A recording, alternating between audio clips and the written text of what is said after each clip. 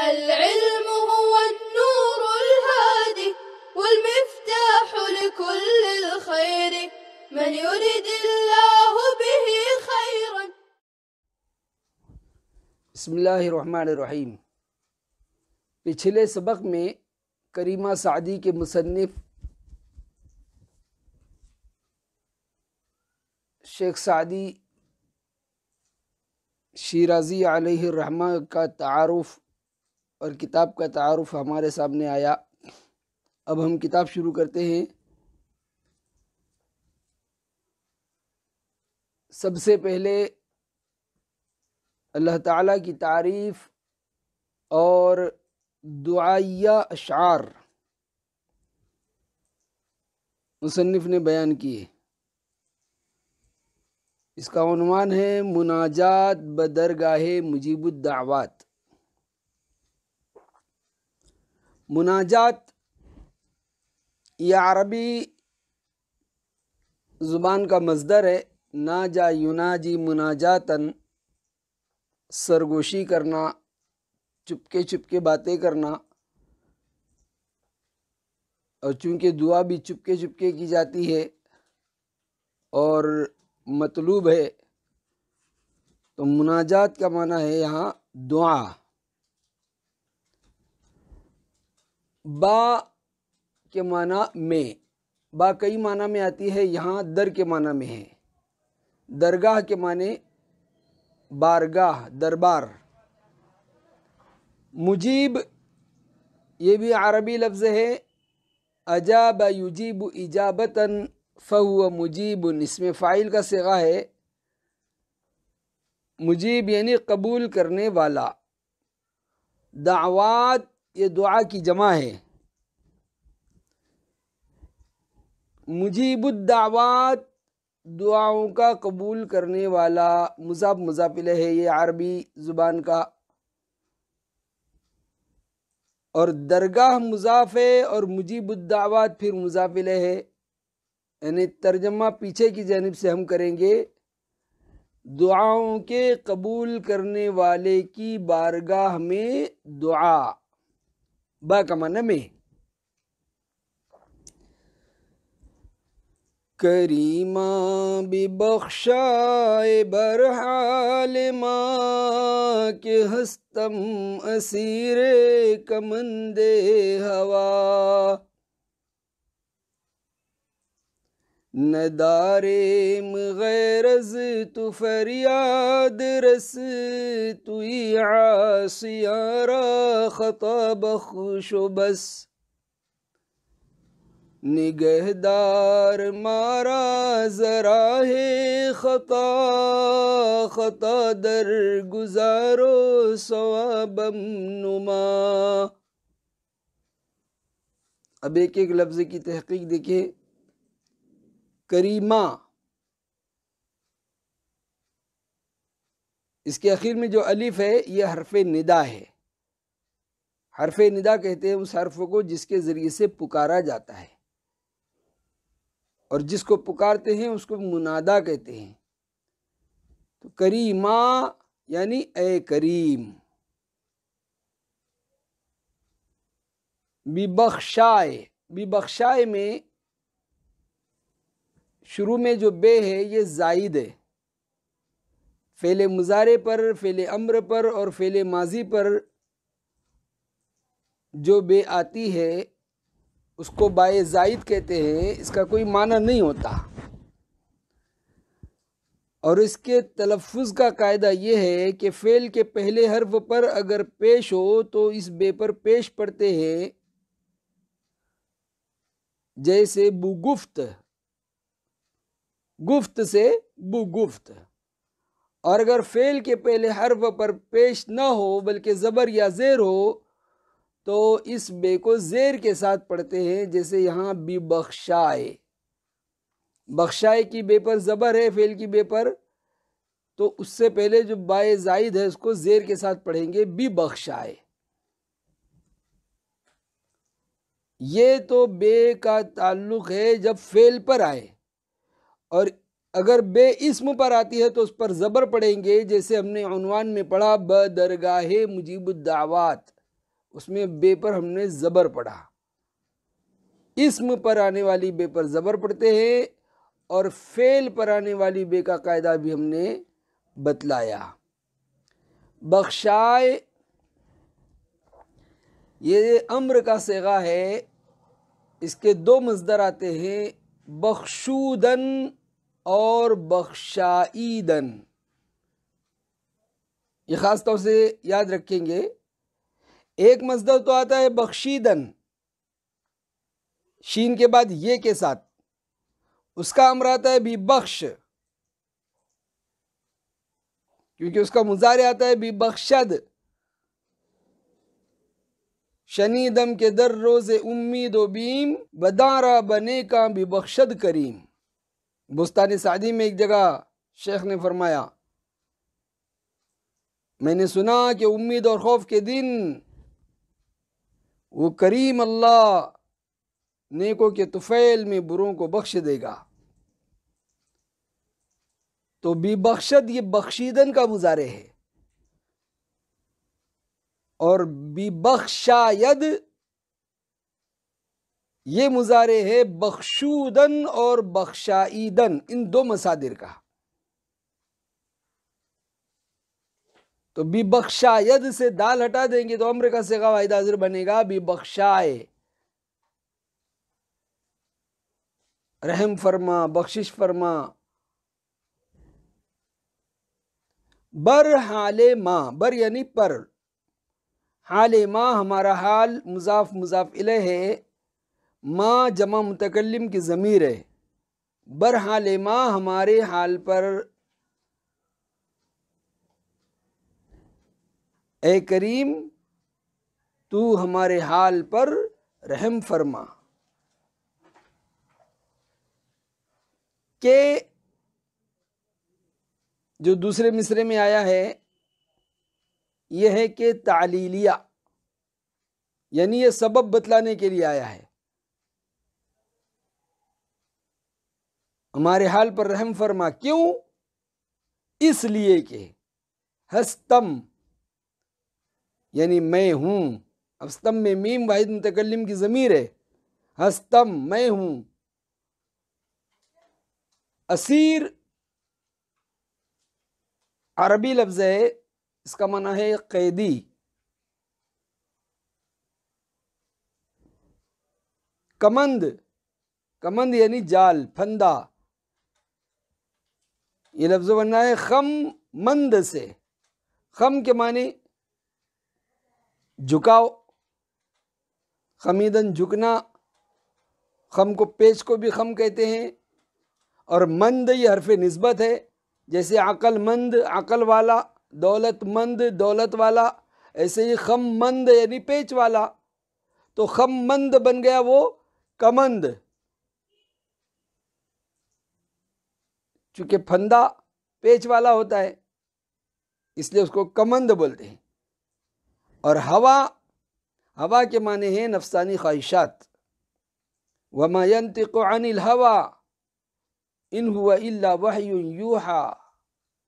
حضرت نبی کریم صلی اللہ علیہ وسلم کے بارے میں قرآن نے کہا کہ آپ اپنے دل سے، اپنی خواہشات کی طرف سے کچھ نہیں فرماتے تھے، آپ جو بھی بولتے تھے وہ اللہ کی طرف سے وحی ہوتی تھی، نہ اپنے جی کی خواہش سے زباں پر کوئی حرف آیا، وہی فرماتے تھے جس کا خدا نے امر فرمایا۔ تو اسیر کمند ہوا، تینوں میں اضافت ہے، اسیر مضاف، کمند مضاف الیہ، پھر کمند مضاف اور ہوا مضاف الیہ۔ اب کیا ترجمہ ہوا؟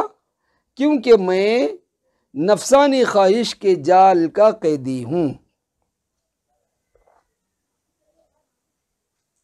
دیکھیے شیخ سعدی کی بلاغت بھی دیکھیے اور ان کی تواضع بھی دیکھیے کہ پہلے مصرے میں جب دعا کی انہوں نے تو جمع متکلم کی ضمیر لائے، برحال ما، یعنی اللہ ہم سب کے حال پر رحم کر، دعا میں سب کو شریک کر لیا، لیکن جب سبب بتلایا تو واحد متکلم کی ضمیر لائے، کیونکہ میں نفسانی خواہشات کے جال میں پھنسا ہوا ہوں۔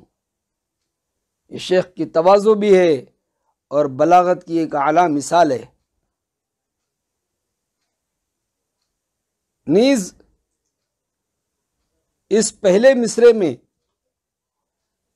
قرآن کریم کی ایک آیت کا مفہوم ہے، رب اغفر وارحم، اے میرے پروردگار مغفرت فرما اور رحم فرما۔ اس کا مفہوم شیخ کے اس مصرعے میں، پہلے مصرعے میں کریمہ بھی بخشائے برحال ماں، اس مصرعے میں ادا ہو رہا ہے۔ اور دوسرا مصرع نفسانی خواہش، یہ انسان کا سب سے بڑا دشمن ہے، اس کی جانب اشارہ کرتے ہوئے بیان کیا کہ تمہارا سب سے بڑا دشمن تمہارا نفس ہے۔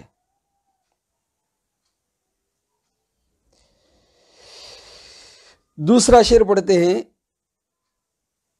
نداریم، داشتن رکھنا مصدر سے مضارع منفی کا جمع متکلم کا صیغہ ہے۔ ندارد، ندارند، نداری، ندارید، ندارم، نداریم، یعنی ہم نہیں رکھتے ہیں۔ لفظی ترجمہ، غیر از تو یعنی تیرے سوا۔ غیر از میں جو از ہے یہ زائد ہے، یعنی یہاں از کا کوئی معنی نہیں ہے، یہ غیر کے ساتھ کبھی کبھی آتا ہے استعمال میں، لیکن اس کا کوئی یہاں معنی نہیں ہوتا۔ غیر از تو تیرے سوا، فریاد رس، رسیدن پہنچنا مصدر سے، رس یہ امر کا صیغہ ہے واحد حاضر کا، اور قاعدہ عام طور سے یہ ہے کہ امر کے صیغے سے پہلے کوئی اسم زیادہ کیا جائے تو اسم فاعل سماعی ہوتا ہے۔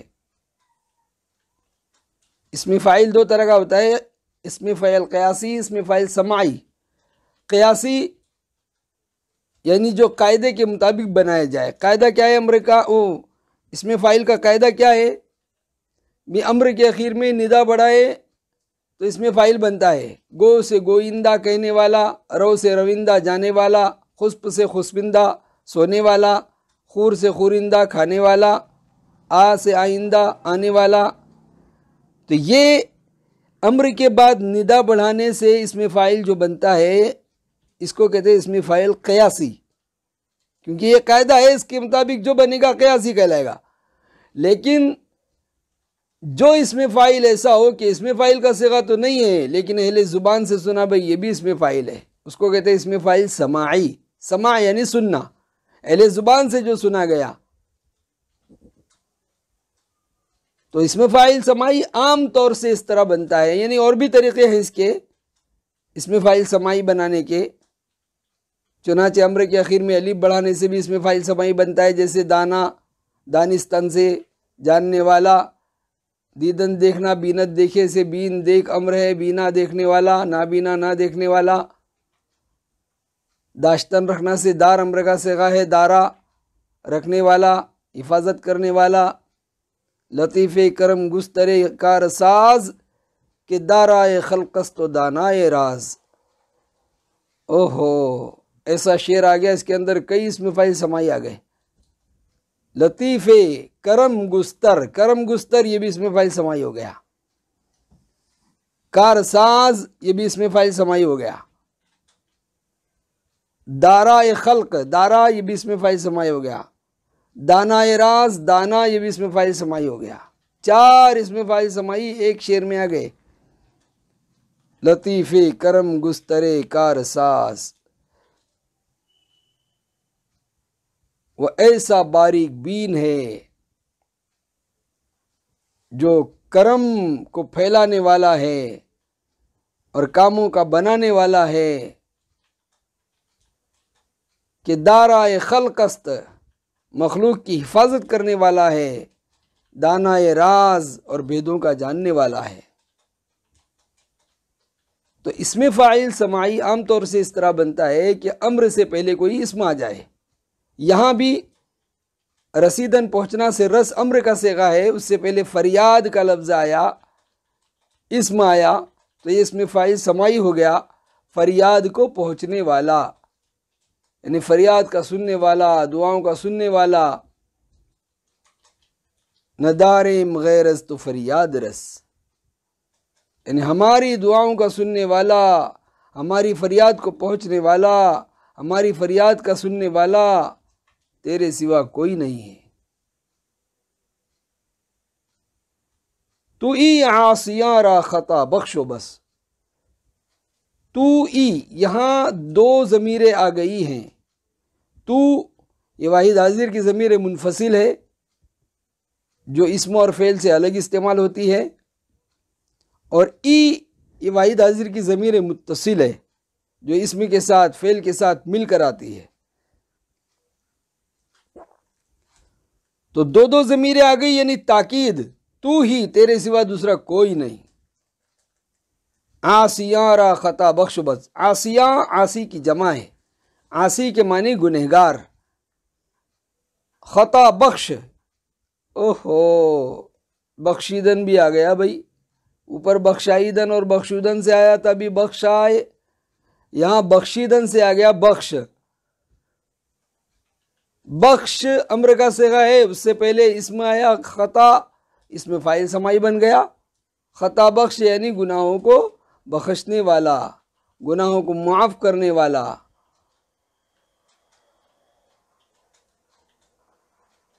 اب کیا ترجمہ ہو شعر کا؟ ندارم غیر از تو فریاد رس، ہمارا تیرے سوا کوئی فریاد کو پہنچنے والا نہیں ہے.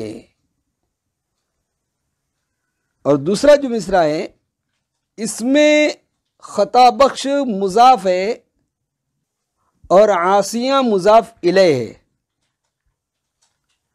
خطا بخش عاصیاں یعنی گناہ گاروں کے گناہ بخشنے والا، لیکن چونکہ یہ شعر ہے اس لیے یہاں مضاف مضاف الیہ آگے پیچھے ہو گئے، تو بیچ میں جو را ہے یہ حرف اضافت کا کام دے رہا ہے. جس طرح اردو میں کا کے کی بیچ میں آتا ہے کہ گناہوں کا بخشنے والا، گناہوں کا بخشنے والا، تو یہ را جو ہے یہاں حرف اضافت کہلائے گا. عاصیاں مضاف،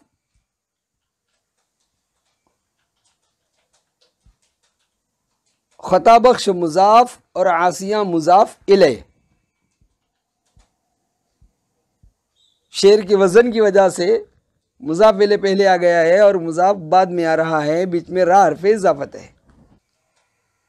ہمارا تیرے سوا کوئی بخشنے والا، ہمارا تیرے سوا کوئی فریاد کو پہنچنے والا نہیں ہے، تو ہی گناہ گاروں کی گناہ بخشنے والا ہے.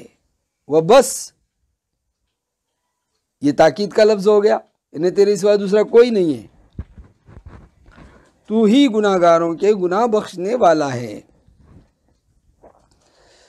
آخری شعر اس نظم کا، نگاہ دار مارا ذرا ہے خطا.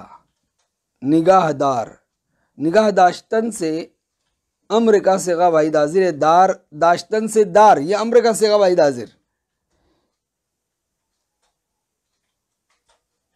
نگاہ داشتن محفوظ رکھنا، حفاظت کرنا، تو نگاہ دار یعنی حفاظت فرما، محفوظ رکھ. مارا ہم کو، ذرا ہے خطا، ذا جو ہے وہ از کا مخفف ہے، مخفف یعنی مختصر، اصل لفظ از ہے لیکن اس کی گنجائش نہیں چاہیے شعر میں تو ز آیا. راہ خطا گناہ کا راستہ، مضاف مضاف الیہ ہے. ذرا ہے خطا گناہ کے راستے سے. مارا ہم کو نگاہدار محفوظ رکھ. خطا درگزار، خطا درگزار، درگزار یہاں در زائد ہے، درگزار یعنی معاف کر دے. ثوابم نما، ثواب کے معنی درست راستہ، سیدھا راستہ. صواب کے معنی صحیح کے آتے ہیں، درست کے آتے ہیں. میم یعنی مجھ کو، اور نما نمودن دکھلانا سے امر کا صیغہ واحد حاضر ہے. نما یعنی دکھلا. تو اب ترجمہ کیا ہوا؟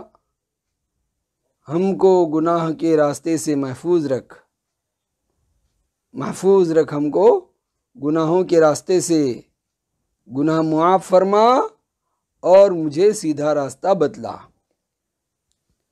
دوسرا جو شعر تھا، ندارم غیرز تو فریاد رس، ہمارا تیرے سوا کوئی مددگار نہیں ہے، ہمارا تیرے سوا کوئی فریاد کو پہنچنے والا نہیں ہے.